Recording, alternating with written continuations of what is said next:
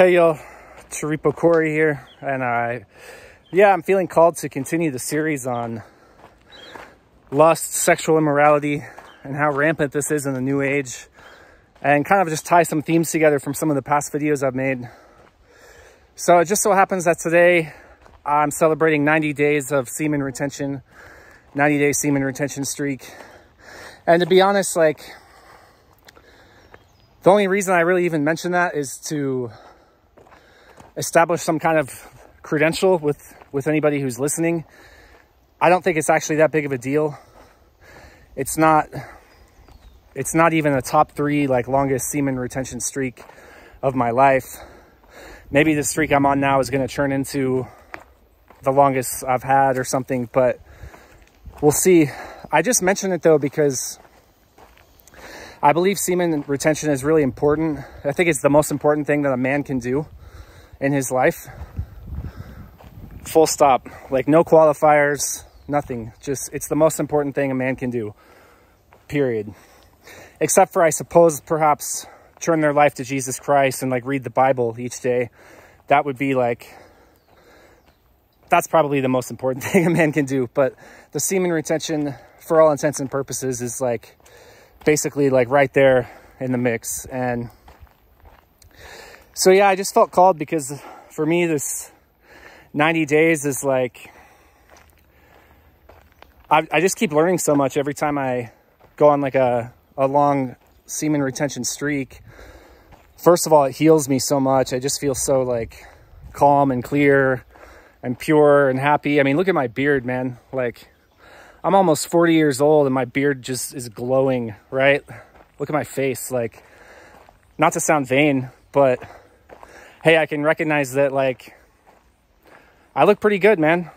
I'm sure there's people I went to high school with who ain't glowing, who ain't shined up as much right now. And okay, maybe I'm lucky, maybe I'm blessed, yes, but also, like, let's not sleep on how much semen retention can bring vitality back into a man's body, okay? That's the only reason I say that, but what I want to use that to pivot into looking more at the state of humanity and the state of masculinity in these times. I have to confess, the last 24 hours or so, I've been feeling bothered by a couple of posts that I've seen from men who are in the new age and who have pretty large followings. They're facilitating men's work. They're writing books. They're hosting workshops. They're hosting seminars. They're putting themselves out there as leaders in the new age. And they're doing it in such an extremely deceptive way. I feel that one of the benefits of semen retention and turning one's life over to Christ and praying to Jesus Christ to reveal the truth is that I feel these days I have really clear eyes to see. And so when I look at some of these social media posts by these so-called leaders in the new age, I see that there's a theme of promoting sexual immorality and normalizing it and trying to make it seem like it's a complete inversion, right, of the teachings of the Bible. The teachings of the Bible are all about escaping being a slave to lust, escaping being a slave to the pleasures of the flesh, getting out of that and connecting to spirit, connecting to God the Most High, and so that we don't have to live lives of sin and being trapped in our own lust, trapped in our own pleasure cycles and dopamine factory. And so the new age, these so-called leaders of the new age, I say so-called because they're leading people down. They're not leading people up. And they're leading people down into the flesh by, there's a couple techniques that I'm noticing. Not only are they putting pleasure, sexual pleasure, on a pedestal, but they're tearing down the teachings of the religion. So it's a very anti-Christ message. They're basically saying that you should seek to have as much sexual pleasure as you possibly can, and that if you have any blocks about this, it's because of the church, it's because of the religions which have cut you off from your own sensuality, from your own connection to your own pleasure. And so therefore, like, disregard any teachings at all that tell you that it's a sin to be a slave to one's own lust. Disregard that. Basically disregard everything that I stand for and that this channel stands for. I'll tell you that right now. Disregard all of that and just seek to fulfill your own sexual desires as much as possible. That's the message coming out of the New Age right now by men. And I want to call out what I see clearly that is happening. What I see clearly that is happening is that these men themselves are trapped in their own desire.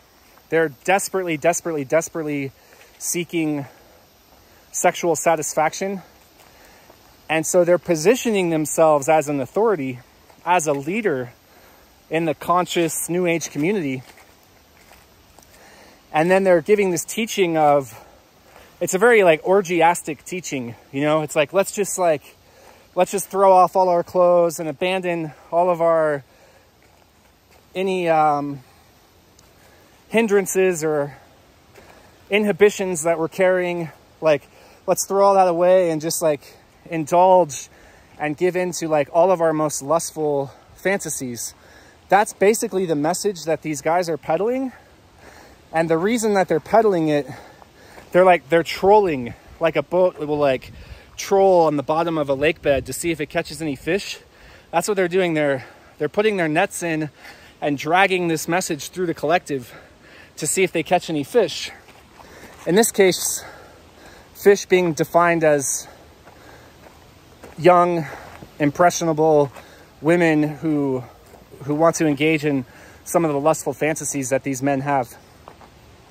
But it's a little disturbing because these men, they're not just seeking to seduce women, they're seeking to seduce men as well. What they really want is they want to be looked upon as the leaders of the new earth. So in the New Age, there's a lot of talk about the new earth, and everything's always about to get better. The New Age doesn't focus on like, how are things going right now? It's always just, there's this fantasy like Neverland, like Narnia, like this most amazing world is like just right around the corner, and we just have to keep doing the work. We have to keep healing and drinking plant medicines and doing all this work because we're birthing the new earth. Now that sounds so nice as an idea. It's such a seductive idea. And I know that the men who are promoting these messages of lust and sexual immorality, I actually think that they've convinced themselves that what they're doing is actually rooted in light, that it's actually like good and holy and sacred. Like the word sacred gets tossed around in the New Age so much. No matter what is going on, you better believe it's sacred for sure. Like whatever it is that we're doing, it's sacred if it's in the New Age. And yeah, that's just a deception. Like it's not true at all.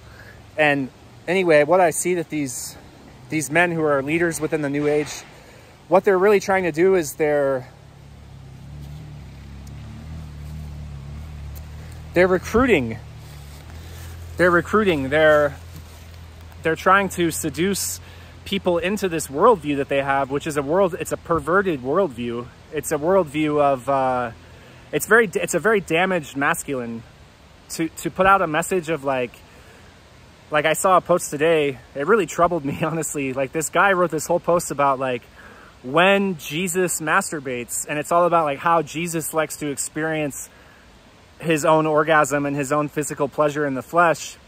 And to be honest, it was hard for me not to get angry, like reading that post, because I was just like, wow, like this is completely sacrilege. Like it's a complete, utter satanic perversion of who Jesus Christ actually is and who he was, what he did. He came here to teach us to escape out of our sins, out of our desires of the flesh, out of our lust. And basically what these New Age leaders are doing is they're teaching the opposite, right? And yeah, they're just trying to recruit people into, people end up in the New Age because they're seeking something, right? They're lost. They're not sure what they believe. They're not sure who they are. Maybe there's some trauma. Almost always there's some trauma in their background. And they're coming to the New Age to try to find something. And when you get into these circles, it's important to realize, like, there are wolves everywhere. Like, these men who are going to pretend like they are your friend and that they're conscious and that, you know, that they understand things, they're really just honestly, they're just sexual predators. It's a really, really, really deep amount of sexual perversion that's being dressed up and disguised as enlightened and spiritual, but it's all about luring naive and impressionable people into what seems like a consensual web of sexual activity. And yeah, I just wanted to call it out today. You know, I just wanted to call it out because I'm on 90 days of semen retention. I've been celibate from like all physical interactions, sexual interactions now for a year. And you know, what's funny is, like, it's not that I'm saying that to, like, it's not that it even matters that that's a part of my path right now. I'm only saying it to, like, emphasize a point, which is that it's possible to purify one's sexual energy. It's possible to stop behaving and allowing one's lust to rule over one's life. And so a lot of these people, like these wolves in sheep clothing who are leading people astray, like, they have also been led astray. Like, they don't realize that they're lost. They think that they're, like, found. They think that they're like the prophets of the new earth, teaching people how to become slaves to their own lusts like they are. And this is just the thing to watch out for. Like, to be honest, like, it is actually really, really dangerous. And the reason why, I wish I could tell you, like, oh yeah, it's harmless to engage in, like, casual sex with people. That's not actually true. When you do that, you're creating a soul tie, you're creating a soul bond with someone, and you're entangling your karma with their karma. And it takes time to, just like with the practice of semen retention, it takes time to really see the benefits of it. The same thing is, like, if you have sex with somebody, it's going to take you time to get out of that entanglement that you created. So even though the physical entanglement of the flesh might have only lasted for like 1 hour or one night, it'll take like a long time, like months, possibly years, to actually, like, get back to where you were before you exchange that sacred energy with that other being. But this is something the New Age wants you to ignore. Like, the New Age, as far as I can tell, the New Age is really, like, promoting sexual immorality, like, as much as possible. And the reason why, there's a good reason why, okay? The reason why is because there are demonic forces. There's a spiritual war that's happening, right? There's light versus dark. The demonic forces, the fallen dark entities, they know what keeps humans trapped and stuck in cycles, multi-generational cycles of despair, of debt, of depression, of hopelessness, of meaninglessness. They know what can actually cause a human to actually lose their soul, to, like, lose connection to their own soul. And the doorway, the biggest doorway to humans failing to realize their own potential is if they're prisoners, if they're slaves to their own desires of the flesh. And so these, the leaders in the New Age, like, if you go to a New Age festival, you're not going to probably meet very many people like me who are promoting, like, the teachings of the Bible, who are promoting semen retention, because these sorts of teachings are sacrilegious to the New Age. They're like the so-called leaders of the New Age who really, like, all they really want are to get girls, like, messed up on drugs that they can have sex with, whether it's in an orgy or back in their own tent or whatever is going on back in their own house. Like, that's what all of these, like, shamanic tantric trainings are about. I'm not going to name any by name because I don't want people coming after me legally, but there's all kinds of like tantric, shamanic, embodiment. Like, just look for all these buzzwords, and all of those trainings are like basically about, to be honest, they're basically about raping women, basically. Except it's not rape if the woman consents to it or thinks that she consented to it or feels like maybe she consented to it. And so a lot of these fields where the tantric, like Shakti, Kundalini energy is being stirred up, it's designed to get people to not really know what their own boundaries are. So let's take like a woman, for example, like a young, impressionable woman, and she's super cracked open and like she's experiencing this whole new reality. She's at a yoga training or this or that. And she's like gone beyond where she's ever gone before into this new territory. She doesn't really know where her boundaries at. She doesn't really know necessarily like what her intentions are, what exactly she came here to experience. She's just open, right? She's just open and she's exploring. And this is the state that these predators, sexual predators in the new age, like they want to get girls and women into that state of like, you know, what are we doing here, right? Like, does it feel good when I touch you here? Like this kind of like, to be honest, it's very creepy. It's very shadowy, this kind of behavior. And to be honest, a lot of girls, a lot of women, they go along with it because they don't have strong boundaries, and they don't actually develop strong boundaries until after they've been preyed upon a few times by men. Until after they realize like, wow, like I just had a sexual encounter with someone and like, I think I consented to it. Like, but did you really? Like, how do you know? Like, he gave you GHB, he gave you ketamine, he gave you this, he gave you that. Like, so you're in an altered state and you aren't really sure what your boundaries were. Did it feel good? Did you enjoy it? Like, I think so, right? It's this very, very murky, like gray area sexual exchange. And don't think that the men who are running the schemes of sexual predation within these new age circles, don't think that they like don't really know what they're doing. They know exactly what they're doing. They've been doing it for a long time. A lot of the men that I personally met in the new age were like already into their 40s. Like, we're talking men who are like middle age or like past middle age, who are preying on young girls in these containers. And they've been refining their techniques and like talking to other men and like getting it exactly dialed in how to like successfully rape or molest women in a way that makes the woman feel like it was a good thing for her, in a way that makes her feel like she consented to it. And yeah, just like these men that I'm calling out in this video, like they've never practiced semen retention, okay? They're sex addicts. They're slaves to their own sex addiction. And so the reason I'm able to say this is because I have also been a slave to my own sex addiction in this body, in this life. Before I started to heal from that sex addiction, from watching the websites, from just letting lust and sexual desire like run my life, I understand what it's like to be trapped in that program, where when you're trapped in that program and your body is aging, you have to get more and more and more and more sophisticated of coming up with ways to get women to want to sleep with you. Because sure, when you're like, let's say you're in your 20s, women are just going to want to sleep with you anyway, because like whatever, you're young, you're handsome, you got a lot of energy. Maybe they think that you can have sex like a lot or whatever. So like women are going to be like, yeah, you don't have to try very hard if you're like a man who's in his 20s. Like, you can be like a very low vibrational man, just going out to bars and getting drunk and treating women like garbage, and you're still going to be able to have sex.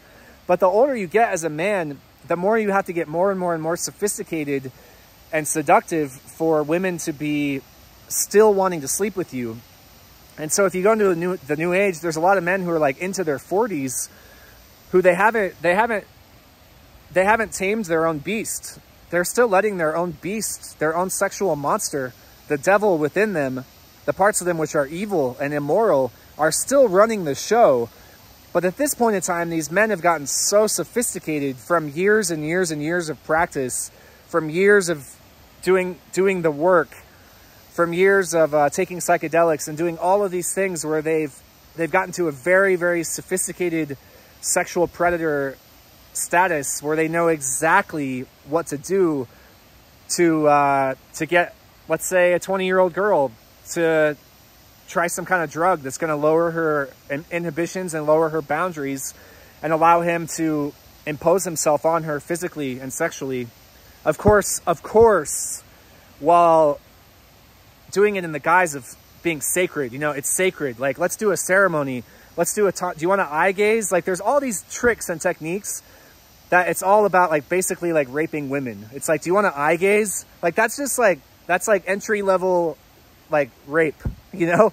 It's like, and the men who are in these fields who are promoting themselves as leaders within this culture are engaging in all of these kinds of techniques and promoting false teachings. You know, they're teaching people how to be slaves to lust because they themselves are slaves to lust, and they want everyone to walk down that broad path to hell that they've walked down.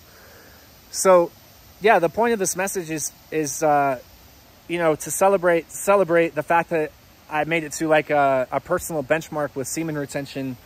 And I'm going to keep going. You better believe it. Like, you can count on my beard continuing to glow as I make these videos, because I know that sacred fluid, the seminal fluid, is like, it's the fountain of youth. It's like it's the most valuable substance in the universe. Unfortunately, these sexual predator men that I've talked about in this video, like, they never explore semen retention because they're too much addicted to sex. They're too much addicted to ejaculating. And so we're talking about men who are like in their 40s, who have never gone longer than like a couple of weeks practicing semen retention. Like, those are the men who are the predators in the new age area. And you can ask, like, if you ever just want to ask a man, you should be able to ask a man, like, what's the longest you've ever practiced semen retention? And that will expose these men as the false prophets and the predators that they are, like, very, very quickly. Because they don't have the willpower. They're not strong enough as human beings. They're not strong enough as men. They're very weak. Like, I'm just going to be honest with y'all, okay? Most men are, like, very, very, very, very weak. Like, maybe, like, what, 1% of men have ever actually retained their semen, like, longer than 40 days or 90 days? Maybe that's too low of a number, let's say, but it's probably, like, it's got to be under 10%, right? Most men are weak. They're just used to constantly ejaculating their life force out of their body and being slaves, being prisoners to the lust and to the sexual immorality. And they've got to find a way to continue to feed off of women, right? They need a constant new supply of potential sexual encounters. There has to always be another woman, another girl. They might have a sex partner, but they're going to keep an eye out as, like, who else is out there, you know? Because they know that, like, there's going to be another sex partner, you know? They're not interested in actually, like, committing and settling down and, like, focusing on, like, creating an actual sacred union with one woman. They know that they're going to keep having more sex partners, and they tell themselves a story of, like, oh, well, you know, we're just working out, like, our karma in this lifetime. Like, me and my current partner, like, we're exploring our soul tie, but then they'll find an excuse of why they don't need to explore that soul tie anymore, and that they need to go, like, create another karmic bond with someone else. And all of this, like, all of it is lust and sexual immorality and sexual perversion dressed up as something spiritual, dressed up as something holy and sacred. And I'm just inviting you, don't fall for it. Like, you don't have to fall for it. You can just see it for what it is. Like, just see it for what it is. It's a bunch of people who are very weak, who are very lustful, who don't have any moral compass. They don't have any morals at all. Like, there is no such thing as right or wrong to these people. And so they're just like, their entire lives exist to satisfy the desires of their own flesh. That's it. That's their whole life. And if you read, like, any of the Bible, you'll learn that, like, these teachings that have been passed down through the centuries through the Bible are teaching us to come out of that life of sin, to not be slaves to our own lust, so that we can then discover the kingdom of heaven, that we can then transcend the desires of the flesh vehicle, which is going to die, and connect to eternity, connect to eternal life in Jesus Christ, in God. That's the whole foundation of religion, which is mocked. If you try to be religious in the new age, you will be mocked straight up, because they know these sinners, these lustful sex addicts in the new age, they know to be threatened by the Bible. They know that the Bible is the truth, but they don't want to hear the truth because they're addicted to their own lust. And again, I'm just putting all this out there to invite you to wake up and to see things for how they really are. so that when you go into like let's say you go to an ecstatic dance or you go to like some festival, there's going to be men in that field who are sex predators, and they are there. Maybe they're a DJ, or maybe they have like some kind of dressed up or like fancy way of like presenting themselves in this field, but it's because they want to be in power in that field. They want to be the alpha male of that field so that they can continue to satisfy their sex addiction. That's what to look for. If you want to have eyes that see, that's what to look for when you go into the new age, is like how much of like what am I seeing here exists for like a couple of sex addicts to be able to get their next fix. And when you start to see it through those eyes, it's like, whoa, holy crap, like this whole reality is false. Like it's an entire false paradigm. This reality, this paradigm pretty much only exists to feed people's desires, their lusts. Like that's not a good thing. Like we shouldn't tell ourselves that we're doing something good when we do that. So yeah, just if you want to turn away from this, just start reading the Bible. It's very simple. Like read like the teachings of Jesus, and you'll realize that all of this new age stuff is not based on Christ. It's not based on Jesus. It's based on Satan. Satan is all about the material world. It's all about lust, trapping our souls in hell, through our own desires of the flesh, through our own lusts. And this isn't something like, I can't sit here and tell you that I have like mastered this. Like this is the most hard thing as a human being. Like lust will, for my whole life, like I will be dealing with battling lust. Like if you look in the Bible, like David, it says in the Bible that David was a man after God's own heart. In other words, David was like, I don't think the Bible calls David perfect, but it pretty much indicates like he's about as good as it gets. Like he's a man after God's own heart. He's an actual holy man. And what did David do? He ended up having an affair with Bathsheba when he saw her naked on a balcony. He used his power as a king to have sex with her and impregnate her, and then eventually had to get her husband killed so that he wouldn't find out what he had done. Okay, so even men after God's own heart are still susceptible to the demon of lust just taking over their life and destroying it like in a matter of like minutes. Okay, that is why if you ever see any messages from a false prophet in the new age who's glorifying sexuality, who's glorifying lust, I encourage you to run, to flee and run in the other direction. Run away from that person, because they're trying to lead you into the lion's den. They're trying to lead you into the belly of the beast, because that's where they are. And they don't realize it. They're not going to repent because they're too addicted to the dopamine hits that come from having sex or whatever, watching pornography. They're too addicted to that to actually repent and break free from those addictions. So I offer this to remind you, like, there are such a thing as wolves in sheep clothing. There is such a thing as the narrow path, as like the path that is likely to reduce the suffering that you experience as a human, as a soul.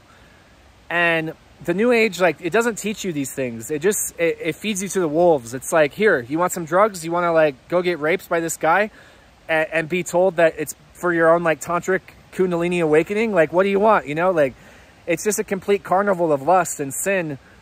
And I think it's important to call this out so that people can have a chance to realize that just because someone seems like they're conscious, just because someone seems like they're spiritual, just because someone seems or says that they're a men's work, like, oh, I lead men's work or whatever, just because it looks good doesn't mean that they're not like completely working for demonic forces that just want to trap you in sin and lust and pleasures of the flesh and hell. And you will suffer, by the way. Like, it's not like you can just follow these people and like it's going to work out okay. Like, that's not how it works. Like, if you follow someone who's teaching stuff like this, like, you're gonna suffer in this life. And hopefully a video like this can kind of help like snap a couple people out of it, because there are people that need to wake up and snap out of it.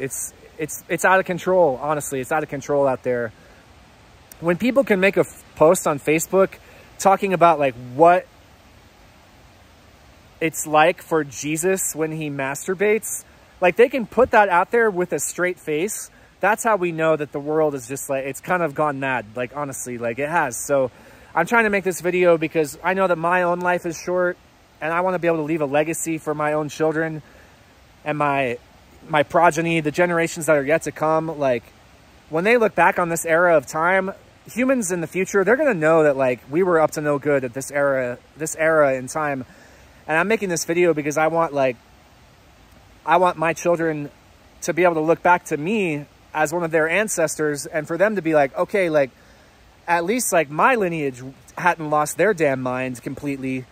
Like, not to say that I'm perfect, because God knows I've made a lot of mistakes in my life, but the point is like, I'm speaking out and I'm saying these things because I want to be a part of, like, the course correction of this species, you know? Like, we're like this ship that's, like, headed to, like, go off of a waterfall or go off of a cliff. And I want to be, like, one of those forces that, like, gradually helps that ship, like, start to churn a little bit back towards the correct and proper and true spiritual principles that can lead us to prosperous and harmonious lives, where we're not possessed by demons. We're not possessed by our own desire.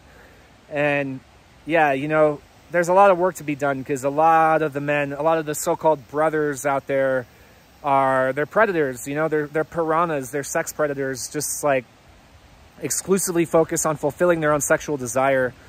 So ask any of them, hey, what's the longest you've ever practiced semen retention for? And that will reveal to you their true nature very, very, very, very quickly. They'll probably tell you, like, they'll probably have some prepared speech, like, all about how semen retention is, you know, it doesn't work and it's healthy for the body to ejaculate and all this.